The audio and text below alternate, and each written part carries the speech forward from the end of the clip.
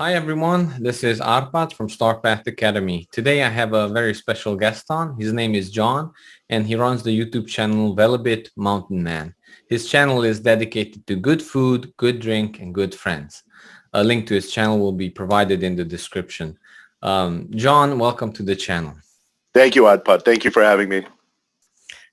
So I have been following your channel for quite some time now and consuming as much content as possible.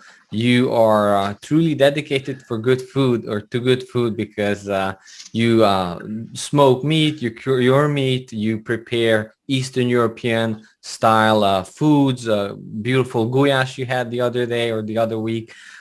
So what made you start the channel? Can you speak a little bit about that, please? Yeah, sure, absolutely. So my parents are originally from Croatia. They immigrated to the United States back in the 70s. And growing up, I was actually born here in the United States.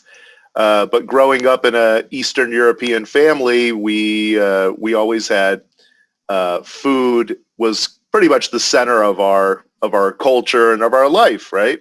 So we would enjoy uh, smoked meats and fermented foods like cabbage and all sorts of other delicacies from the old country. And growing up, I saw my parents doing this stuff, and I just remember I had so many good memories of us smoking meats or actually going out to the farm and getting a calf and slaughtering a calf and then cooking it. And it was stuff that we couldn't get here in America. We Right. were making Yeah. it ourselves. And so now I have my own kids. I have my own household, and I want to teach them. Well, of course, my kids are preteens and teens, and they just don't care. So, Dad, we don't want to do this. We don't really care about this stuff. And I keep telling them, but one day you will. Yeah, And so, yeah, true. yeah. So, I figured let me start this channel. It's easier to, I'm a visual learner, right? So if I see it, I can do it. And I know my daughter in particular is a visual learner, and she also likes to cook. So I know for a fact she'll enjoy this stuff later on down the road. And so what I decided to do is start this little channel and just record these recipes. And I never, ever, ever thought that people would actually watch this stuff. I really honestly thought it was going to be more like a book for my kids, and that eventually, at some point in their lives, they would turn back and look at it and say, wow, this is really cool. All of a sudden, people started watching my channel. And this year, in fact, I broke 1,000 subscribers, which was, I couldn't even believe it. I was just so surprised. And then, it went from 1,000 to 1,500 in a matter of a month, and it just continues to grow. So, apparently people are enjoying the content and watching the content. And when you reached out, I was just like, holy Toledo, this is really, wow, I'm big time now. So yeah, what I'm trying to do here is essentially record a bit of my history, trying to teach my kids down the road these little recipes and whatnot that remind me of my youth growing up. And hopefully, because they're eating all the food that I cook, of course, hopefully at some point in their lives that they're going to turn back and say, hey, take their kids and show them how to do these recipes as well. So Well, if that isn't the right reason, then what is, to make the channel? So, yeah, and believe me, they will. They will look back and yeah, they will make the foods eventually. As soon as they have kids, they will be like, oh my God, why yeah. didn't I take notes? So, so that's why I have my pad here. I'm preparing to take some notes. You have amazing content there, awesome information. Actually, I found your channel because I was researching to build a smoker myself. Yeah. We do all the sausage making and processing of the meat, but we don't have a smoker. And you have awesome information. So I encourage everyone to check out his channel. And if you're interested, definitely subscribe because he has great content. If you're not interested in smoking, then for the food, and it's just fun content all over. So thank you very much. Now I want to ask a couple of questions. Sure. So let's see how. what information we can provide for the viewers. Well, for dry cured meat, of course, on your Right. channel you have multiple stuff, but mostly I'm interested in dry cured meat. Can you speak about why do we dry cure meat? Yeah, of course. So there's a couple different forms of preserving meat, and that's essentially what dry cured meat is. It's just a form of preservation of meat. And so uh, back in the old country, there was a life cycle that would occur every year, right? And so you would, Yes. in the spring, you would plant all the different vegetables that you would plant, your wheat, your corn, your potatoes.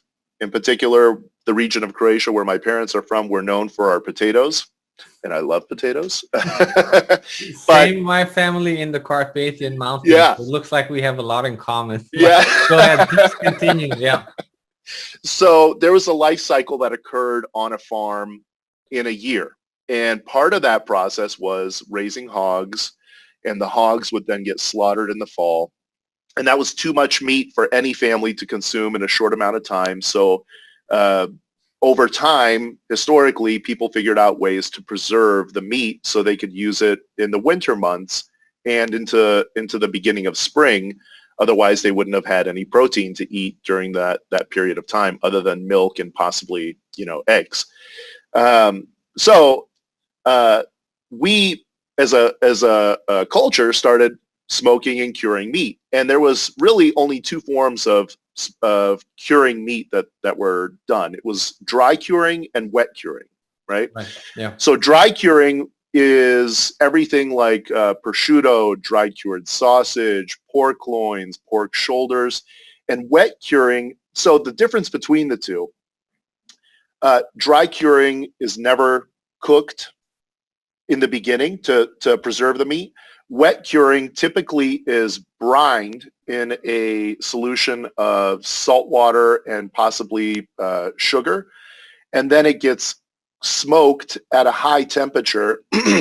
Excuse me. It gets smoked at a high temperature to get the meat Right. to approximately 150, 160 degrees, right? And those are all the things like pork knuckles, we call them koline, that you would then put in stews and cook those later on down the road. So I really focus primarily on my channel on dry curing meat.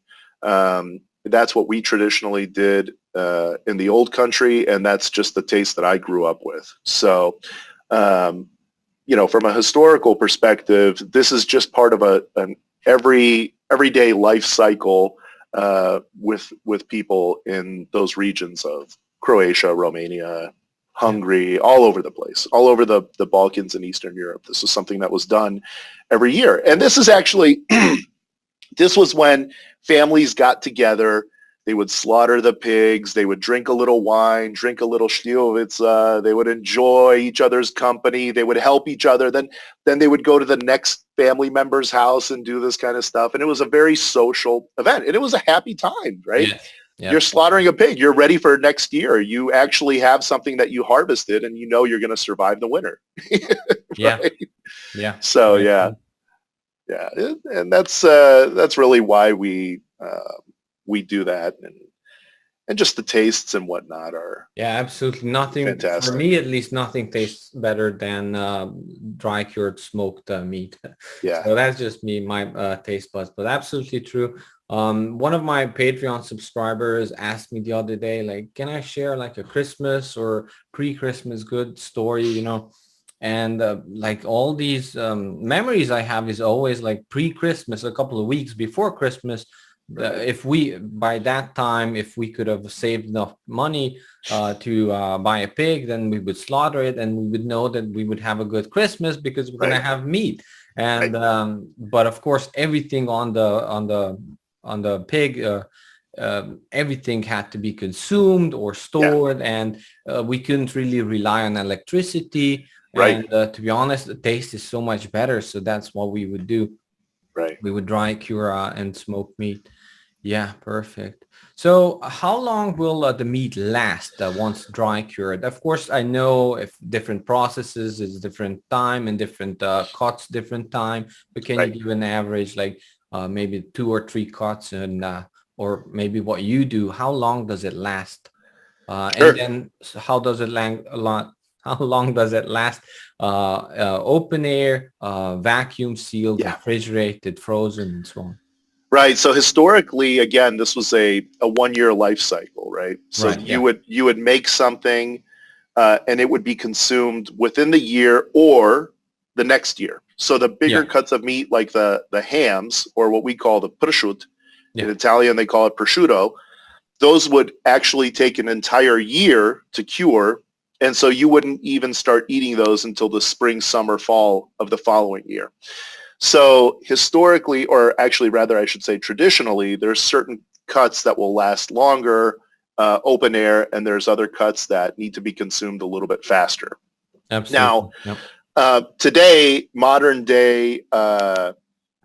modern technology has helped us to preserve this meat and allow it to last a little bit longer. That's why in particular I like to make big batches of meat, and then I vacuum seal it, put it in my refrigerator, put it in my freezer, and when I want to consume the stuff, I simply pull it out, let it defrost, and then we can cut it up. And again, today we don't eat this meat every day. If you ate Right. slanina every day, you would be in the hospital because our lifestyles are very sedentary Yeah, we're compared to sitting our, at the computer. Well, my father, grandfather would yeah. be cutting hay It, or exactly. yeah. And so you could only imagine if you ate bacon every day, for a year, your doctor would have a few things to say about that, I'm sure. So in terms of lasting, what I have found, and again, everything that I tell you on my channel is just simply my experience. I read about it on Google. I talk to people that I know who have done this for a long time. But in my experience, what I have found is that a dry cured piece of meat that is vacuum sealed and then you could put it in your refrigerator should last you 6 months, let's say, if it's unopened. Mhm. Now, if you put that same piece of meat in the freezer, in my opinion, you could easily get 2 years of life out of it. After about 2 years, it starts to get a Yeah. little Well, freezer burn, or it just you'll lose the smoke when you pull it out. That really beautiful aroma that comes off the meat has been diminished because it sat in the freezer for 2 years. I'm not saying it's unedible. I'm just saying it's not at the peak quality right. like it was, right? So, and if you leave, here's the problem with dry cured meat. If you leave it out in the air, it will continue to dry. Yeah. Excuse me. It'll continue to dry. And if it dries past a certain point, what'll happen is the meat will become too hard, or actually I've had this happen to me before. I've left meat out thinking that, oh, this will be fine. And it dries on the inside so bad that it actually splits. And then Yes. it I've seen has, that. Yeah. yeah, and then it has mold growth on the interior Mhm. of it. So it's Yeah. really interesting. So after, and we'll get into this a little bit more down the road, but the ideal weight that you have to lose. So let's say I have a pork loin. I do the curing process. I hang it to dry. Ideally, I want to lose about 35% of the weight. That's really Yeah. kind of the starting point for, okay, now it's ready to consume. If you let that pork loin hang in your basement or in your garage or in your attic, wherever you have it, it'll just continue to lose weight to the point where it'll become inedible. Eventually. And Yeah. eventually. So with modern technology, we could simply find that perfect weight that we enjoy, that perfect tender texture that we enjoy. You could cut that piece of meat up, throw it in a vacuum sealer, and now it's preserved at that Right. Yeah. weight for, indefinitely, rather I should say for up to 2 years. So Right. um, what you have to be careful about, and a lot of people I try to make meat the traditional way. I try not to use nitrites and nitrates, especially on a whole muscle cure. A whole Mm. muscle cure would be something like a pork loin or a pork shoulder. I try not to use nitrates and nitrites because historically, for thousands of years, people didn't use nitrates or nitrites, and very few died from uh, cured meat, Yeah. right? Yeah.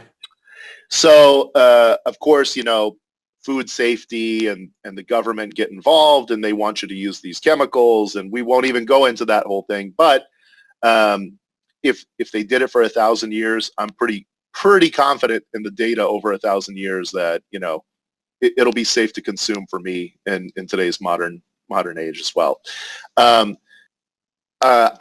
I try not to use nitrates and nitrites when I'm doing whole muscle curing. Mm-hmm. But one of the risks, and this is a real risk, actually. Well, I'll get into the statistics about it. It's not really a risk, but it potentially could be a risk. Hmm. So bacterial growth on meat is very normal, right? We have mold, we have yeast, and we have bacteria that will all affect the flavor of the meat at different processes in the curing process. Now, once you vacuum seal a piece of meat, if you leave that vacuum sealed piece of meat out on your countertop for a year, there's potential for it to grow botulism. And botulism Yes, yeah. is hands down the worst bacterial growth you can get on a piece of meat. Botulism essentially it will kill you. It will cause huge problems. Right. And that's why, you know, when women inject Botox into their faces, I just don't understand. I just don't understand it.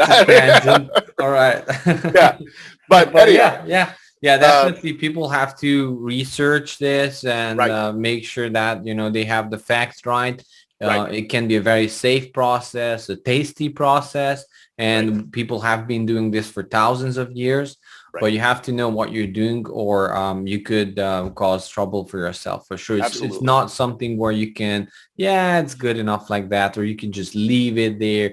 You know, you have to know what you're doing, and you have to trust your smell. You know, that's also very, very, very important. Very but important. Bacteria can be also good bacteria, but you have to 100%. know what you're doing. Like some types of salamis or that sort of stuff, like you actually grow bacteria on the outside to help preserve it, right? Correct. Or mold, sorry, not bacteria. Yeah. Right. But yeah, very good point with spoilage and bacteria. Now, is there a specific sanitization process that you have to do that you can talk about to, you know?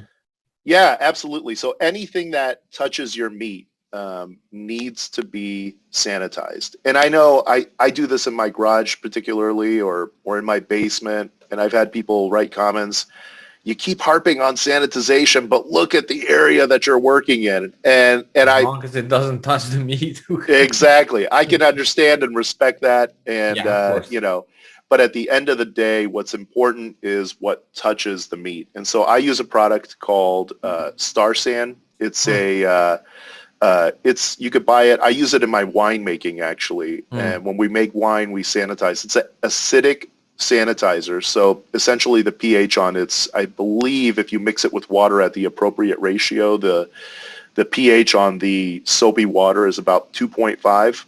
Yeah. And what you do is you wash all your equipment with the Star San sanitizer, and then you allow it to sit with that soap on for 15 minutes, and it kills the majority of the bacteria and the molds that are going to, you know, touch the meat.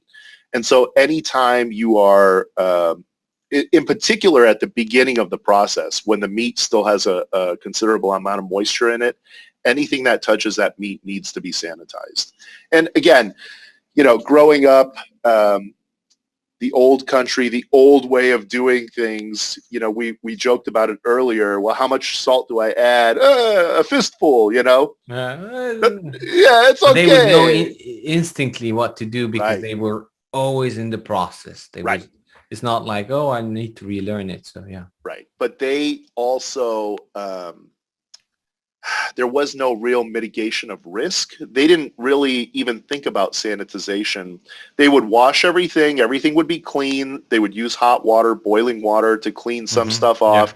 But it was a different process, right? So today with some help from modern technology, using something like a Star San is really, it's an easy way to clean up all your equipment and make sure that everything is sanitized and clean, so you're not causing future problems for yourself. And it's a very important step in the process. If you don't sanitize your equipment, your product, I can guarantee you, will be bad in the future. At some point, that bacteria will take off and it will ruin your product. So Very, very important step in the process. Yeah, and I would hate to see a good prosciutto ruined. That's the worst part. Yeah. Man, that is depressing, let me tell you.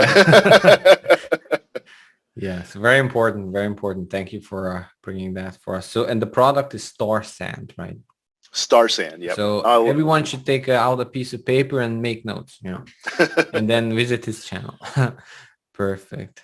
So let's talk about a little bit about the basic process, so people Yeah, get the steps involved, and then maybe a little bit of detail in each step. But I'll jump in a little bit and ask a couple of questions if something is unclear for me, and hopefully help the viewers as well. Can you talk about the sure. basic process of a certain cut, or most of the cuts, or what you're doing? It would be nice to have that laid out. Yeah. So in dry cured meats, you typically have whole muscle and then you have sausage, right? So Right. whole muscle would be something like a pork tenderloin, a pork shoulder, the capicola on a pork shoulder, a prosciutto, ribs, slanina, the bacon. Those are all large cuts of meat that are dried and cured. Hmm. And the basic process, really what is most important is finding high quality, good, Right. Yeah. clean meat, right? And I've been to, so I live in Chicago. Uh, we're very lucky in Chicago. We have a very big Eastern European community, Yeah. A lot of and Romanians there, I know. lots of Yeah. Romanians. So and they all they're the original foodies, right? The Eastern Europeans, the ethnic people, they're the original foodies because for them food is so important in their lives. So we actually have quite a few grocery stores and butchers here in the area that specialize in really good high quality meat. And I frequent a couple shops around here. And now I'm actually this year I've talked to a couple small producers, some farmers out in central and southern Illinois Mm. that actually are going to provide me some meat to dry and to cure this year. So I'm pretty excited about that. But the number one thing, if you have, just like in winemaking, if you use garbage grapes, you're going to have garbage wine, right? Yeah. So it's very critical to find high quality meat. And I'm going to say this, and I know somebody's in the comments is going to be like, you're an idiot. One of the best places to buy meat is Costco. Right. Yeah. So Costco is the world's biggest butcher, if I'm not mistaken. They're the number one seller of meat in the United States for sure. Mhm. And the quality of cuts that they get is, from what I have found, is on par, if not better than most. So Mhm. I would never go to a regular grocery store and buy a piece of meat and cure it. Not that it's a bad decision, but You might as well do it with something better. yeah. Yeah. And I'll be honest with you. Costco's bacon is fantastic, and their pork loins are probably some of the best. And I've gone to tons Mm. of different butchers in the area. So Interesting. really, you have to find good quality, fresh meat to cure. And there could be all sorts of problems if you don't find good quality meat, right? You can have bacterial Yeah, the infections. problem could be coming into you. It's not like you introduced Right. it, maybe. So Yeah. when you say bacon, I just want to make clear that this is not the sliced bacon. It's the No, whole piece of bacon that, yeah, it's the pork belly. pork belly. Yeah. Yeah. And now Cool. from Costco, you could get the pork belly without the skin. And Mhm. then if I want to do one with the skin, then I go to my butcher in downtown Chicago, and he cuts me off a nice piece of bacon with the skin on. So, Yeah. but again, the important takeaway here is find high quality meat. And once you found a source for that high quality meat, then you bring it back to your house, obviously, and you can start the curing process. Now, one last note on high quality meat. Mm. If you, and this is something else that I always tell people in the winemaking process as well. If you compare the cost of a pork belly from a high quality producer, and you compare the cost from, let's say, your local grocery store, the cost difference is really going to be, let's say it's $10 for the belly, right? Mm-hmm. It's $10 more, $20 more for something that's high quality. The time and the effort that you invest in curing that piece of meat, at the end of the day, it's really irrelevant. And if you break it down by ounce, you know what I mean? We're talking pennies on the dollar, guys, Just so spend the money. don't go cheap on the meat. Yeah. Don't go cheap on the meat. If you're going to invest all this time, and it is time to cure the meat, it takes time. Don't go cheap on the quality. Just get something good. So now we brought that piece of meat home. What's the next step in the process? Well, the next step is really put the meat in the fridge and start cleaning. Sanitize all your equipment. Find a good place for you to do this. You want the temperature in the room to be slightly cooler.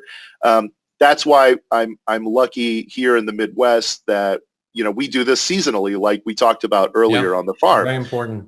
I always try to do this in outside temperature. Inside temperature. You really want it to be nice and cool out. You don't want to do this in July in Florida outside. This would be a problem. Right?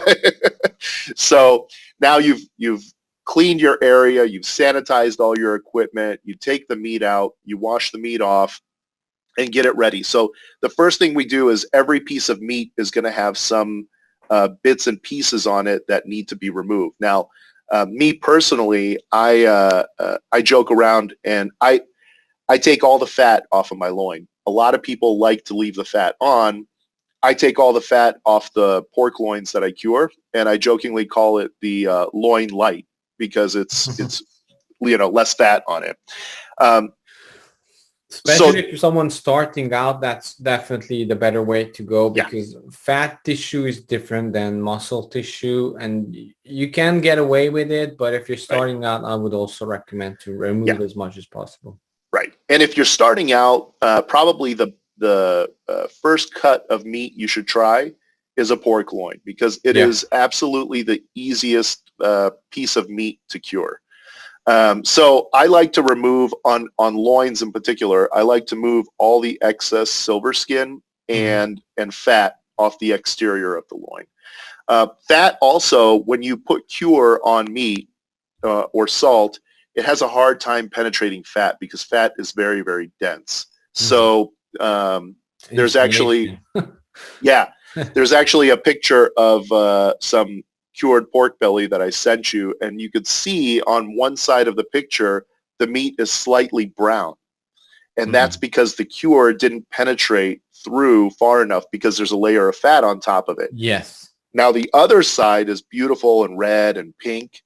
Well, my cure penetrated that side very easily. On the fat side, I should have added more salt to it to get that cure to penetrate. So fat in and of itself causes different issues, and you should salt it slightly more to get that cure to penetrate. So now you've taken your meat, whether it's a loin or a shoulder or whatever the case may be, and you've trimmed all that excess skin or silver skin or fat or bone or whatever was on that meat. You've removed all the excess off of it. You now take that cut piece of meat and you put it on a scale. And again, this is just from my experience when I talked to a lot of people when I first started curing meats. Well, how much salt do you add? A fistful. Nobody really could give me a straight answer. So I went in and started doing research, and what I found through reading and talking to people, 3% on a whole muscle is just about right. Now on prosciutto, I go a little bit more. If it's a high fat piece of meat, I go a little bit more because again, we have a hard time penetrating. If the meat has bone in it, I have to go a little bit more salt than 3%. And I say a little bit. Typically, I don't go more than 4%. Anything above 4%, you're getting really, really salty. The finished product will be too salty, in my opinion. So now you've weighed this piece of meat, and let's say the piece of meat weighs 10 pounds. And I've got an example that I've kind of put together. And we'll put some numbers on the screen. Don't worry. So if the meat weighs 10 pounds, you now multiply that 10 pounds. Well, I convert everything into kilograms because it's easier to do the math, Yeah. right? Yeah. So you take that 10 pounds and you multiply it by 3%, and 3% essentially gives you 135 kilograms or 4.76 ounces of cure. All right. Mm. So now the question is, what is cure? People say cure all the time, but really there's no, Yes. specific definition. Cure is the salt and or nitrate, nitrite, or sugar that you are adding to that meat to extract the water. Now, so you take a raw piece of meat, it weighs 10 pounds, you throw something on it, the cure, and all of a sudden, there's magic that happens. Well, Yeah. Cure is a catalyst. Cure is simply a catalyst to remove water from the meat. Dries So it out. Yeah. correct. So it'll be microbially stable down the road. That's all that cure is. Now, Mhm. cure can be a lot of different things. Like I said, it could be salt, nitrate, nitrite, or sugar. In my case, I prefer on whole muscle to cure my meat with salt only. And Yeah, that brings that's up traditionally Eastern European. Yeah. right. Here in the United States, I had one prosciutto done with sugar actually, and it Yeah. tasted good. It was just not what I ever had before. Right. But yeah, And you can do it. there's 100 different types of I think cures. salt is easier, to be honest. I personally, for my taste profile, I enjoy salt. Now, in the South, they'll make these things called country hams, right? Yes, yes, And a country ham is cured somebody with gifted us, and it was amazing, and he did it himself. So right. So a country ham is cured with salt and brown sugar. And brown sugar is also a pretty good catalyst for extracting water out of meat. On its own, it's not enough. You couldn't, well, I shouldn't say that. I'm pretty sure you couldn't cure a piece of meat with sugar alone. If you did, I believe you would have to cook it because I don't think you would extract enough water out of the meat to make sure that it's microbially stable. So cure is basically just a catalyst, right? And again, what we had talked about is salt only, which then brings you to a whole nother. So every one of these, excuse me, every one of these little things that I talk about, think of it like a tree branch, right? This is the main branch, and then it just breaks off into hundreds of little branches. So then the question is, well, what kind of salt, right? Yeah, because exactly. when you think about it, there's hundreds of different types of salt. My question would have been exactly like, okay, is it sea salt? Is it right? curing salt? Is it right? Rock So salt or... salt is really important. Some people have said don't absolutely under no circumstance use sea salt because sea salt has a lot of impurities in it. Other people said absolutely don't use like a Morton's table salt, iodized salt, because of the iodine in it. Whatever. There's everybody has an opinion. Of course, everybody has an opinion. It's the internet. And right. Everyone has an opinion, and at the end of the day, the chemical makeup of salt is the same. It's the impurities and the minerals that are inside of it that can cause you problems down the road. Now, I have used personally, I've used Morton salt, I've used kosher salt, and I've used sea salt. In my opinion, my favorite is sea salt. Yeah, that's what and part of the reason is, and it's kind of interesting. I started thinking about this a while back. Again, because we're here in Chicago, we have access to all sorts of ethnic food. We actually can get sea salt from Croatia here in Chicago, and so being Croatian, I was like, wow, this is kind of right. Oh, this is even Why cooler. Not go the full length and make it home style? Yeah. Right. So I actually use Croatian sea salt. Now, some of those impurities in there, I'm sure that there is some natural nitrates and nitrites and whatnot that are in that sea salt that actually cause a catalyst and cause that meat to be preserved a little bit differently than if I would use kosher salt. But here's the deal. If you're just starting out and you just want to give it a try, use kosher salt. Kosher salt is a excellent salt to cure meat, and most professionals would recommend kosher salt. And don't Yeah. use coarse grain kosher salt. You want to use fine grain kosher Better salt. penetration, yeah.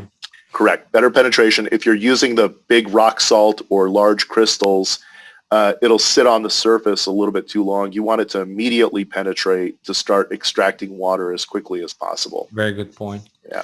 By the way, the viewers, we are going to nerd out about this. So we Yeah. love this topic. So expect that we're going to go into deep details. Yeah. Love the topic. And But sadly, this is very important information that you're getting. So we're only make sure to scratching like the surface. video. Yeah. We're only scratching the surface too. Oh, so man, we could go for 8 hours about this, but obviously nobody is going to sit and listen. So there's a few, I bet, but yeah. Yeah, it's a very important fact about salt. Thank you. Yeah. So now the next step. Hey, I hope you enjoyed this first part of the interview. Part 2 and part 3 is coming out. Make sure to subscribe to the channel. Check the description if part 2 is already out. And like the video, and we'll see you soon. Thank you.